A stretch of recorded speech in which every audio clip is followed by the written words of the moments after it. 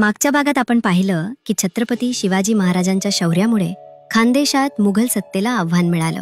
यानंतर 18व्या शतकात खानदेश पूर्णपणे मराठा साम्राज्याचा एक महत्त्वाचा भाग बनला। पुण्यातील पेशव्यांनी आपले बलाढ्य सरदार होळकर आणि सिंधिया यांच्या मार्फत या प्रदेशाचा कारभार पाहिला। पण हा काळ पूर्णपणे शांततेचा नव्हता।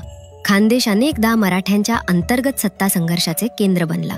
जेव्हा महत्वाकांक्षी रघुनाथरावांनी पेशवाई मिळवण्याचा प्रयत्न केला तेव्हा ते वाटाघाटी करण्यासाठी बुरहाणपूरला पळून आले। पुढे तर मराठेशाहीचे दोन मोठे आधारस्तंभ होळकर आणि सिंधिया घराणी एकमेकांविरुद्ध उभी राहिली। विशेषतः यशवंतराव होळकर यांनी दौलतराव सिंधिया विरुद्ध केलेल्या मोहिमांमुळे खानदेशात मोठी उलथापालथ आणि विध्वंस झाला। याच काळात एका नव्या शक्तीने म्हणजेच इंग्रजांनी या प्रदेशात प्रवेश केला। 1779 साली जनरल गोडार्डच्या नेतृत्वाखाली एक इंग्रज फौज खानदेशातून गेली आणि इथली सुबत्ता पाहून ते आश्चर्यचकित झाले।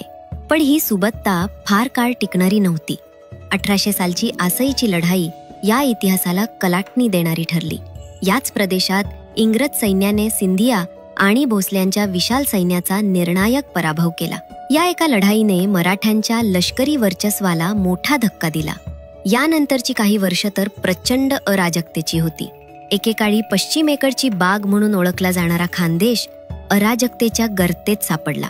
आसईच्या पराभवानंतर मराठा शक्ती कमकुवत झाली आणि संपूर्ण प्रदेशात अराजकता माजली।